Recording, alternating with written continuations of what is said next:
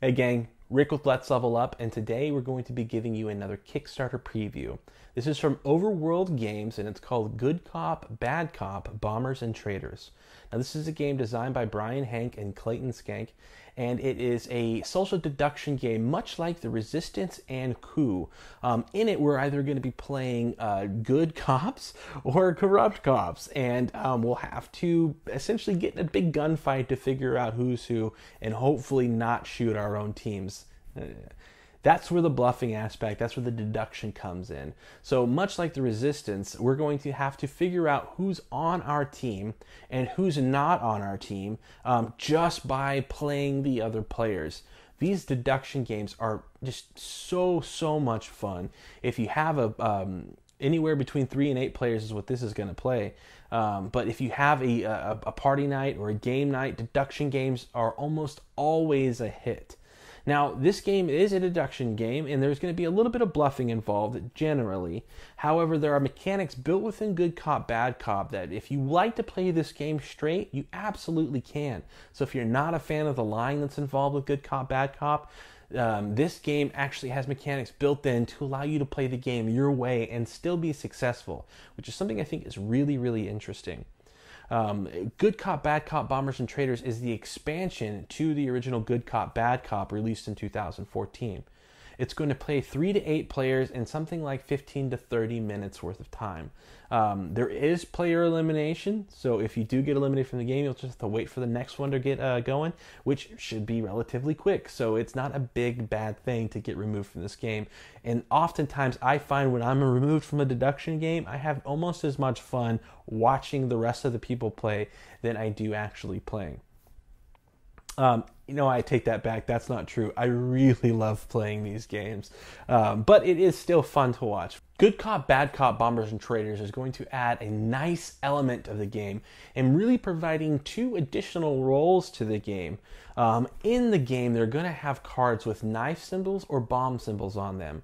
If all 3 of your roles have a knife symbol on it, congratulations, you're the traitor. Your entire objective is to make sure that you are alive after the gun smoke clears.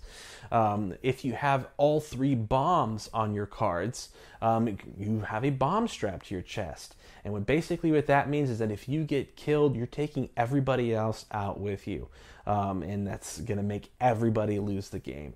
So being the bomber is going to have a really awesome bluffing mechanism built into it. Even if you're not the bomber, you can still potentially reveal some bombs from your roll cards and make people think that you are. And I think that's something that with my gaming group particularly, could be a ton of fun. So enough of me blabbering about this thing. Let me show you how the game works at the table, and then after that, we'll give you our final thoughts. So here's a lot of what we have within the box of Good Cop, Bad Cop, Bombers and Traitors. I'm just going to push this to the side really quick, and let's just talk about identity. So this is the deduction game, and what that means is that we're going to have to deduce not necessarily what our role is within the game, but what everybody else's role within the game is. Now there are 2 factions here, the good guys and the bad guys. The bad guys are led by a kingpin. The good guys are led by an agent. If you have the agent within your roll cards, you are good no matter what else you have. If you have the kingpin within your roll cards, you are bad no matter what else you have. Now there are going to be honest cops and there are going to be crooked cops that come with the game as well. So what's going to happen is that you're going to have 3 cards randomly dealt out to you. Something like this. This is not necessarily random, but we'll shuffle those up. And then we'll deal those. They're going to be face down, so that way only you know what they are. So in this occurrence, I have an honest cop, and a crooked cop. Now, because the majority of my cops are honest, I am a good guy. I need to make sure I can find the bad guys and take them out before somebody takes out the agent. If the agent gets shot, congratulations, crooked cops, you guys win. Now, if the kingpin gets shot, congratulations, good guys, you win. There's your winning condition. What Bombers and Traitors is going to do is introduce this new symbol in each of the cards. It's either a knife or a bomb or both. There are some cards that do have both roles on them. Let me find one really quick. Such as this crooked cop here. Now, if you happen to have all 3 of your roles containing the same symbol, you are going to be either the traitor or the suicide bomber. Now, what happens if you're the traitor is you have a new win condition, basically. You basically have to make sure that one of the teams loses and that you're still alive at the end of the game. So if you are a crooked traitor, you need to make sure that the agent gets killed, or rather, if the kingpin gets killed, I think you're still good as well. And all the other traitors that happen to be at the table are going to win. If all of these are bombs, you are now the bomber. And what the bomber has is an immense amount of power here at the table if they're able to make people think that they're the bomber. If the bomber gets shot, the bomb goes off and all the bombers win. Everybody else loses, regardless of the actual outcome of the match. So being able to reveal that you have a bomb through a bunch of different mechanics in the game is a good way for people to kind of back off you and make sure that these big old guns don't get pointed your way. We're going to talk about some of the actions and some of the equipment that come with both the base set and the expansion, so you can see a little bit of what you're going to get through both means of the game.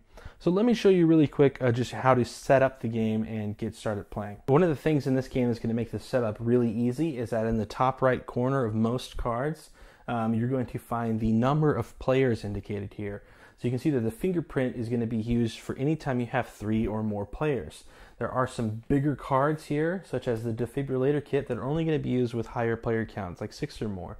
Or this honest cop, which is used for 7 or more. So to set things up, the first thing you do is determine the number of players that you have, and then remove all the cards from the game that exceed the number of players that you've got.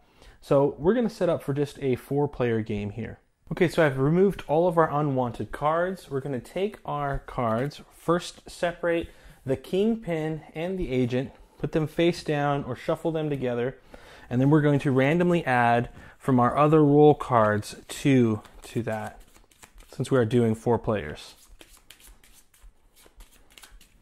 Give them a quick shuffle, deal 2 in. Then we're going to take the 4 cards here, shuffle them once more, make sure nobody knows, and then deal 1 randomly out to each player playing the game. After that, you're going to deal 2 more of the identity cards to every player.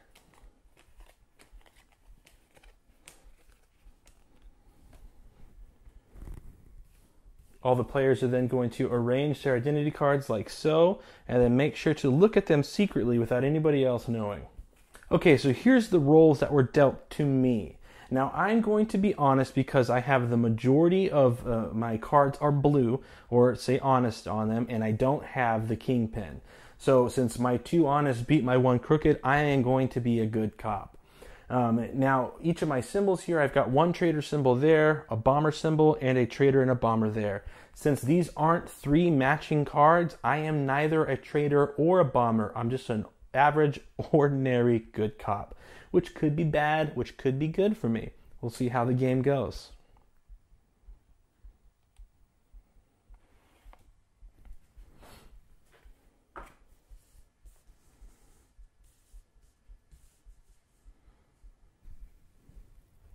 Wow, so over here, our player to the right actually got 2 honest cops, both with bombers and an agent. He's for sure the ultimate good cop. Up here, we've got the kingpin, a crooked cop, and an honest cop. And over here, we've got all crooked cops. Now, this is an interesting setup here. We have neither bombers or traitors in this game, which is one of the reasons why I really like the role selection of this game. It's so random and there's such a good percentage. I'm not always going to be the bad guy guaranteed just because I got one role that says so. Adding the 3 roles really makes this game unique, and having the mechanics of being able to look at people's roles really lets the game play on for much longer. I don't know how many games of Resistance I've played where players have basically outed themselves as a spy and been basically useless for the remainder of the game. Far too many to count. This is going to allow players a lot more freedom to do things even after they've been outed. You could play this game completely 100% straight as the crooked guy and say, yeah, I'm a bad cop and I'm going to shoot some of you guys with these Glocks here. So, I mean, it's one of the really unique things of Good Cop, Bad Cop that I think this makes this game really stand out from the other deduction games that are in the market right now. The final thing we're going to do to set up is to deal an equipment card out to every player. Now, equipment can really change the way the game is worked. Here's one of the new cards from the Bombers and Traitors set. This is called Fingerprint. It says, investigate any player. You may choose to turn one of your face-down integrity cards face up. If you do so, put the fingerprint kit back in your hand. So if you're the bomber and you got nothing to lose, or if you're not the bomber and you happen to have a bomber card, such as I do, I can actually look at any player, investigate them for playing this equipment card, then flip mine up, revealing that I have a bomber to try to throw people off my scent. Really, really awesome card there. There's a holster. It says when you shoot your gun, you may choose and to change your aim and shoot a different person.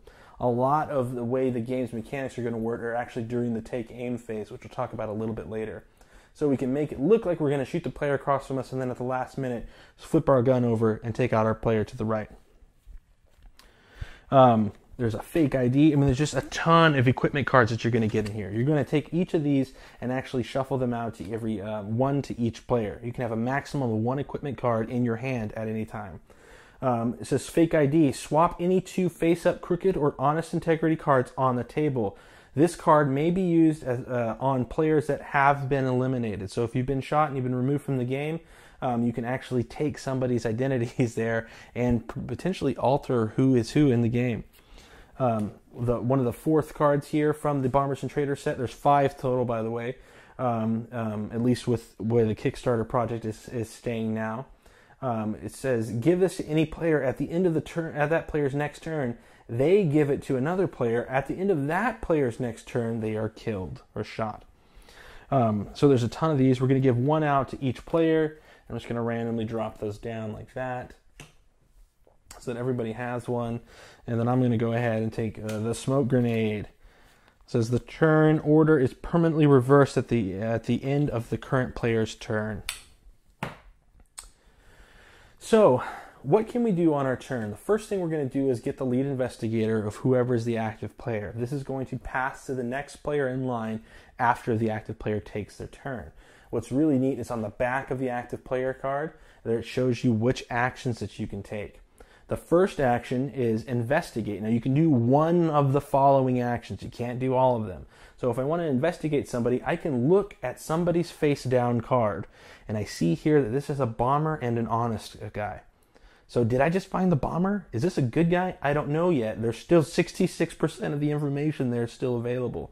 So I'm going to put that down.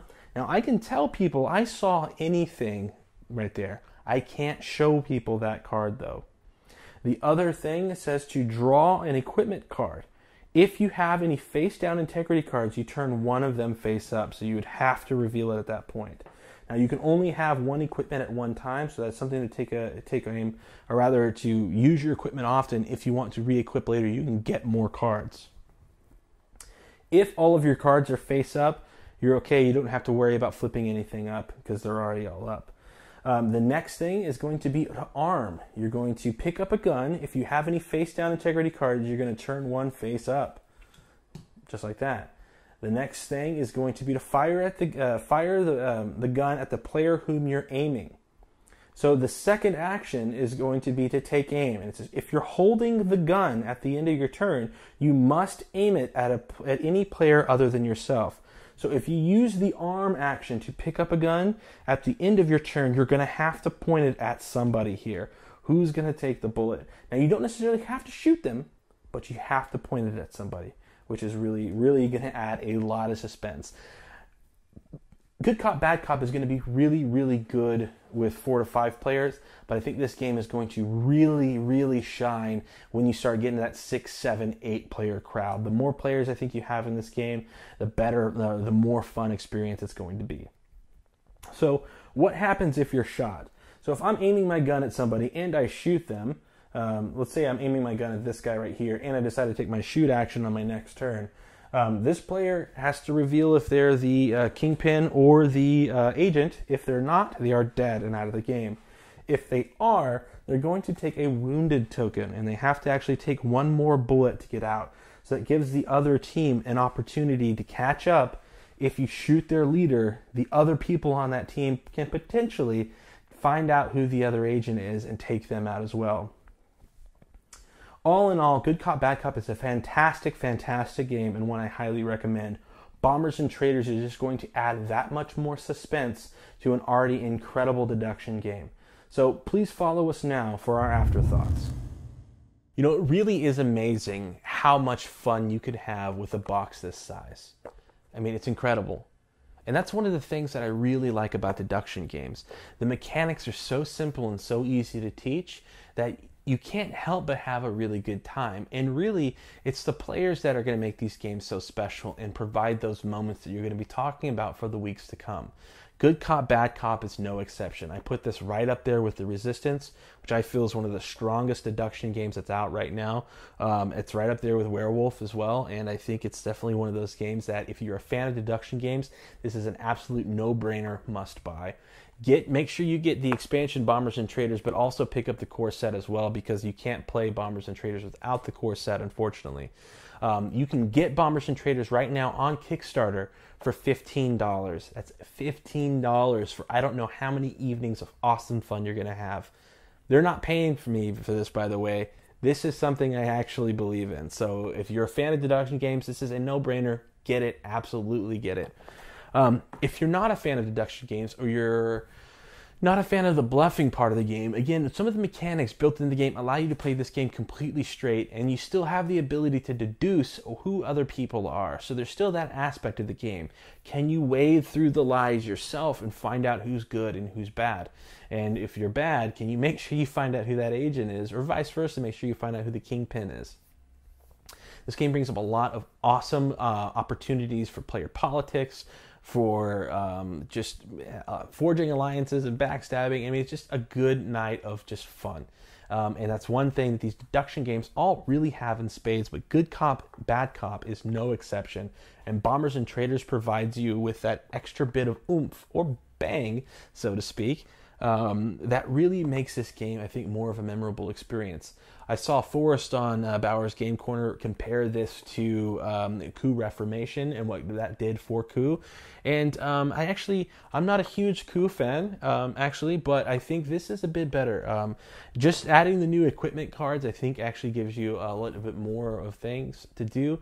And then the bomber aspect really gives you kind of an edge at the table. Even if you're not the bomber, you can make people think that you're the bomber. And that, to me, is so huge when it comes to a bluffing or deduction game, is having the ability to misdirect and make people look over here when really you're pointing a gun at them over here.